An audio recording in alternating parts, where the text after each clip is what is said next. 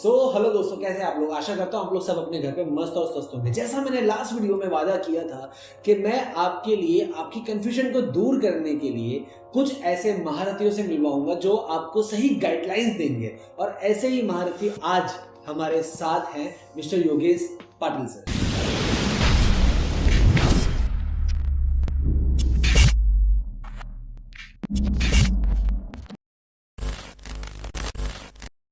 Yogesh Patil sir पिछले 23 सालों से best group of tuition classes चला रहे हैं और काफी बच्चों को इन्होंने एक लेवल पे लाके उनके रास्तों को चूज करने का मौका इन्होंने दिया। और इस साल लगभग 90+ % आए हैं 99% बच्चों के, और उसमें से 1-2% जो मेरे जैसे होंगे उनके ही आए होंगे 80 या 70 के बीच में, लेकिन 70 के नीचे आज तक इनके किसी भी बच्चों के स्कोर्स डाउन नहीं है। तो ये हमारे लिए बहुत बड़ी अपॉर्चुनिटी है कि सर ने हमें टाइम दिया। Thank you so much sir. It's my pleasure actually. आज के कुछ सवाल आपकी साइड से मैं पूछने वाला हूं।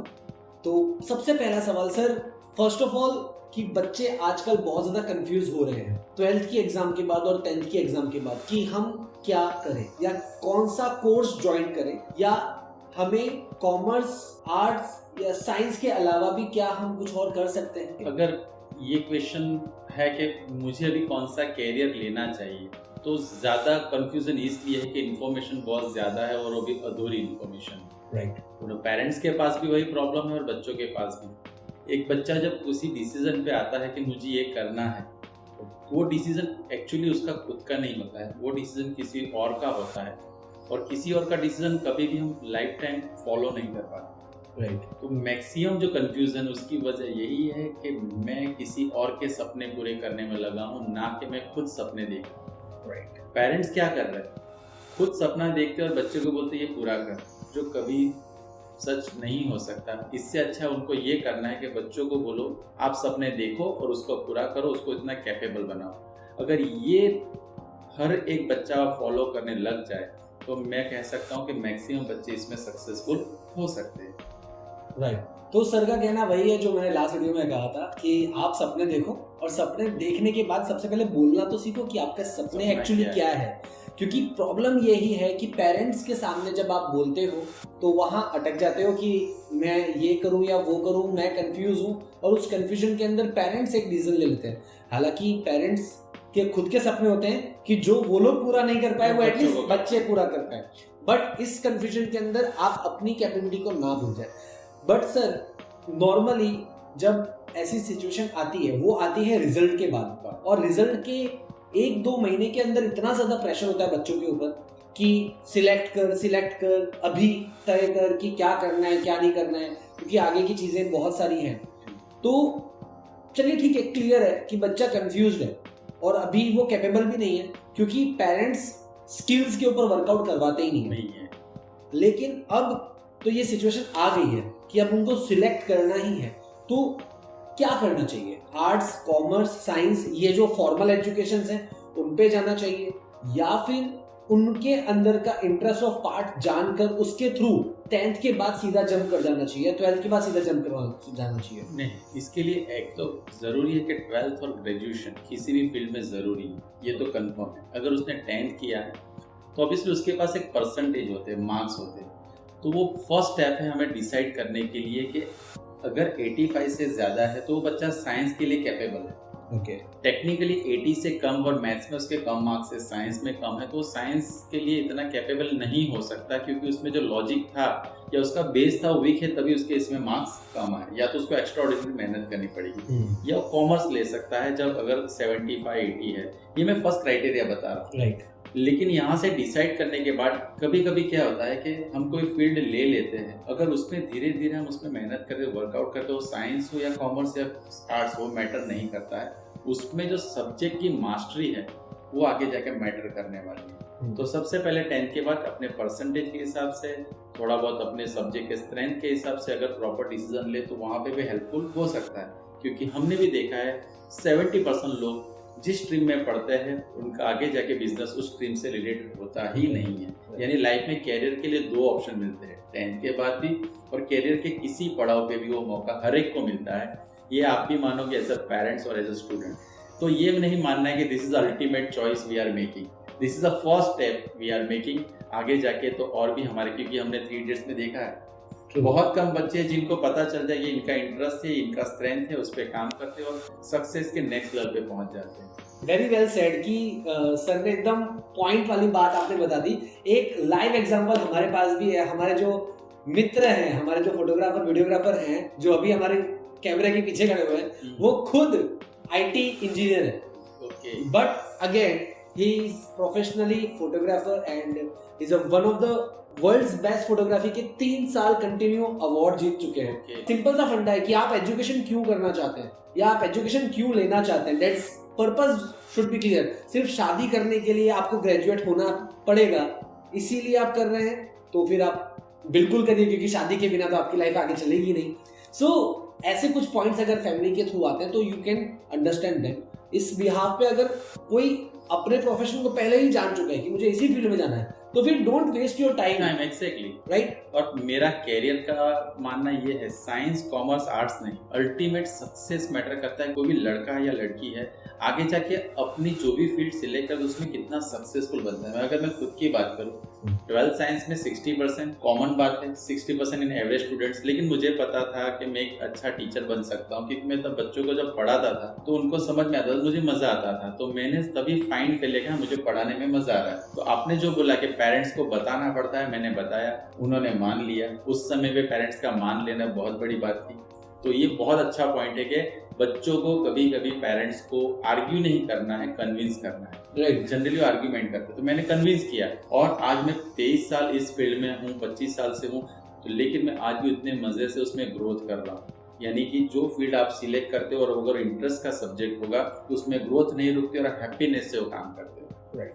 सर ऐसे कौन से सब्जेक्ट्स हैं जिनके ऊपर बच्चों को या पेरेंट्स को वर्कआउट करना चाहिए एकेडमिक को छोड़ के?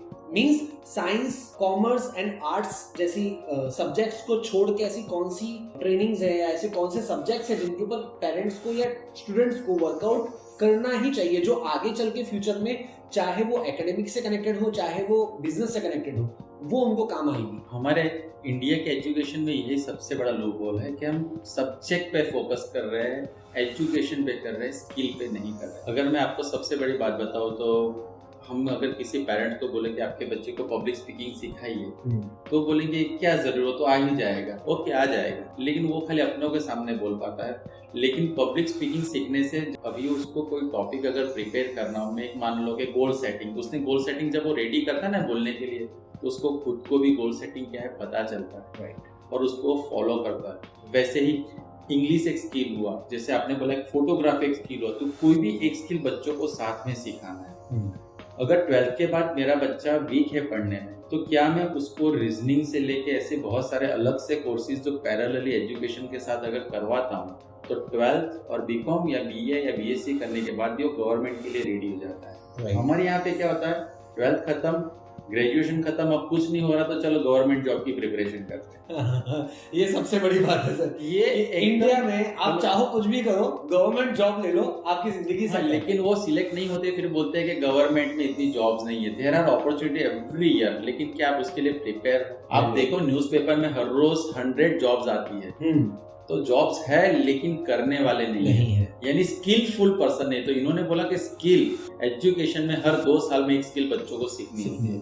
वो स्किल कुछ भी, आप खुद भी देखो, रहमान जी को मैं बहुत साल से जानता हूँ, इतने स्किलफुल है, इतने पढ़े लिखे, लेकिन स्किलफुल इतने हैं कि पढ़े लिखे से उनको ट्रेन करते हैं। आई थिंक बहुत सारे कॉर्पोरेट को ट्रेनिंग देते, तो पहले उनके लिए तो मैं ताली बजाना चाहूंगा। तो इनकी तरह आप एक स्किलफुल पर्सन बन के भी लाइफ में सक्सेसफुल और इसी तरह हैप्पी और एंथुसियास्टिक रह सकते हैं। Great, thank you so much sir. Sir एक सवाल और मेरे मन में आ रहा है, जैसे हम कहीं बाहर नहीं जाते, मेरी फैमिली की बात करें, मेरी फैमिली में अभी एक 10th पास हुआ है। अब वो 10th पास होने के बाद मेरे पास वो आया एज एन सजेशन के लिए कि भाई क्या करना चाहिए। मैं बोला तुमको किस चीज में इंटरेस्ट है? मेरा पहला क्वेश्चन यही होता है कि तुमको किस चीज में इंटरेस्ट है, भूल जाओ कि आपने कितनी पढ़ाई की। उन्होंने बोला मुझे कंप्यूटर में इंटरेस्ट है। मैंने उनको सीधा एक जवाब दिया कि डिप्लोमा कर लो, 12th करने की जरूरत नहीं। तो is this the right way? Because of कि सर आप एजुकेशन से कनेक्टेड हैं, मैं तो स्किल वाला बंदा हूँ, तो मुझे यही समझ में आता है कि जो स्किल्स हम लोग आगे चल के रेगुलरली यूज करने वाले हैं उसमें अगर टाइम स्पेंड करेंगे तो ज्यादा बेटर। क्योंकि कॉमर्स, आर्ट्स या कोई भी एकेडमिक सब्जेक्ट वो हमें आगे फ्यूचर में मार्केट में काम नहीं देंगे। अगर उसको कंप्यूटर में नॉलेज रहेगा तो कुछ भी नहीं तो एटलीस्ट वो ऑनलाइन बिल सबमिट तो कर ही सकता है, इतना तो नॉलेज आ ही जाएगा, इससे ज्यादा ही आएगा, बट ही इज फैमिलियर। तो ये सजेशन मैंने उसको दिया। तो क्या ये सजेशन राइट है या फिर क्या इसमें हमको और मॉडिफाई करना चाहिए?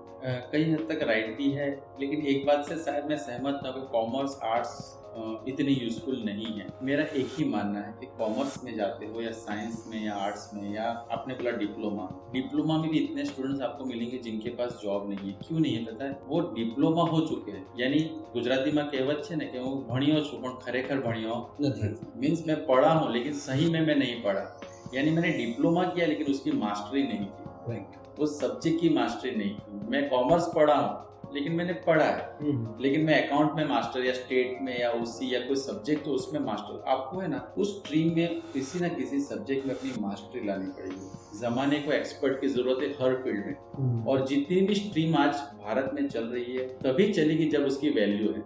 राइट, वो डिप्लोमा हो, आर्ट्स हो, कॉमर्स हो या कुछ भी ले लो आप, अगर पेरेंट्स मानते हैं कि इसमें अपॉर्चुनिटीज नहीं है, वो कॉन्सेप्ट बहुत गलत है। गवर्नमेंट को सबकी जरूरत है। कभी कभी मजाक में कहता हूँ साइंस वाले गर्मी में काम करते हैं और कॉमर्स वाले एसी में बैठ के काम करते हैं, राइट, क्योंकि उनको अकाउंट और ये सब काम करना होता है। लेकिन ऐसा नहीं कि साइंस नहीं लेना है, उसमें भी बहुत है। साइंस के बच्चे भी बहुत ऐसे हैं जिनके पास जॉब्स अवेलेबिलिटी नहीं है। तो दो चीज करनी है। सबसे पहला, जो भी स्ट्रीम आप लेते हो या चाहे वो डिप्लोमा क्यों ना हो, आप जिस स्ट्रीम में आगे बढ़ रहे हो, कंप्यूटर आपने बोला, तो मुझे ये देखना है कि मेरी जो यूनिवर्सिटी है, मेरी कॉलेज है, उसमें मैं एक नेक्स्ट लेवल का स्टूडेंट बनूं लर्निंग वाइज।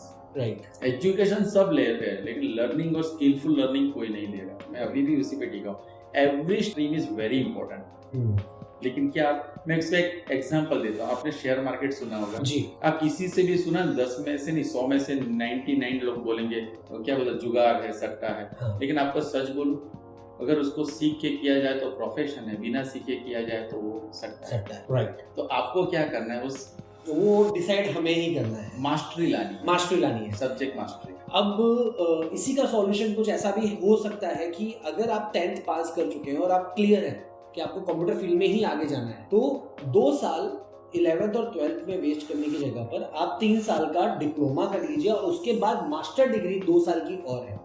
आपके लगेंगे by hook and by crook 5 साल ही लगने वाले हैं। अब वो 2 साल आपको 10वीं और 11वीं में 11वीं और 12वीं में बिताने हैं, एंजॉय करना है स्कूल लाइफ को, या फिर अपने प्रोफेशन को या अपने ड्रीम्स को जीने के लिए आपको नेक्स्ट लेवल पे लेके जाना है। तो आप 11वीं से ही तैयारी कर सकते हैं, तो 3 साल का आपका डिप्लोमा हो जाएगा और 2 साल की आपकी मास्टरी हो जाएगी।